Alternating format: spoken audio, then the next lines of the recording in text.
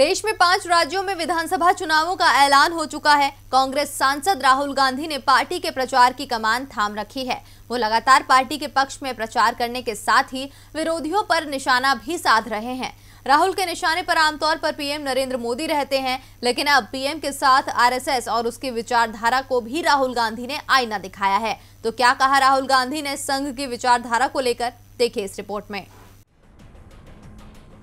कांग्रेस इस समय चुनौतियों का सामना कर रही है। 5 राज्यों में चुनावों का ऐलान हो चुका है और जिन राज्यों में चुनाव है वहां कांग्रेस के पास खोने को कुछ नहीं है, क्योंकि केंद्र शासित प्रदेश पुदुचेरी, जहां कांग्रेस की कुछ समय पहले तक सरकार थी, उसे छोड़कर हर राज्य में कांग्रेस विपक्ष में ही थी और पार्टी को उम्मीद है कि इस बार कम से कम 3 राज्यों में उसकी सरकार बन सकती है।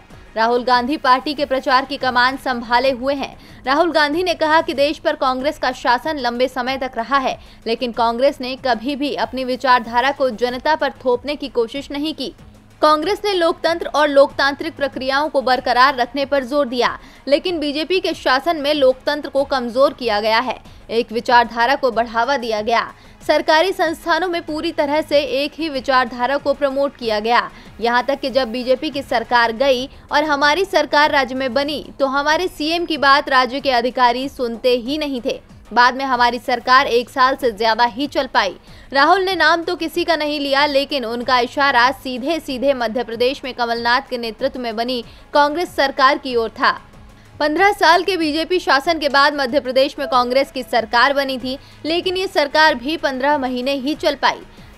राहुल ने कहा कि हमारी राज्य में सरकार थी और कांग्रेस के मुख्यमंत्री की बात वरिष्ठ अधिकारी सुनते ही नहीं थे। मुख्यमंत्री अधिकारियों को आदेश देते थे, लेकिन उस पर अमल नहीं होता था।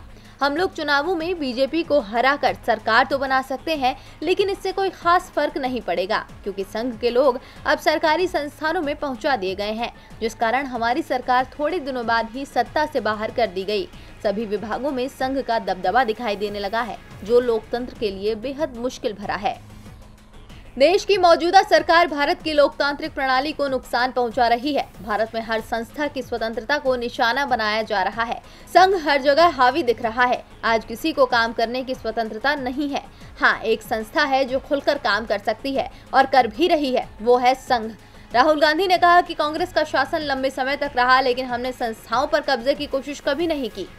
राहुल गांधी ने एक घटना को याद करते हुए कहा कि मिस्र में जब होस्नी मुबारक 97% वोटों के साथ जीते तो मुझे बड़ा आश्चर्य हुआ। मैं विश्वास नहीं कर पा रहा था कि किसी को इतना समर्थन कैसे मिल सकता है, लेकिन जल्दी ही इस सच्चाई का पता चल गया। कुछ वर्षों बाद मुझे एक कार्यक्रम में भाग लेने के लिए मिस्र बुलाया गया। वहाँ मेरे बगल वाली कुर्सी पर एक जज बैठे थे। मुझे अटपटा लगा, लेकिन ये समझ गया कि मिस्र में सभी संस्थाओं पर एक ही पार्टी और विचारधारा का कब्जा था और ये ही होस्नी मुबारक की जीत का राज है।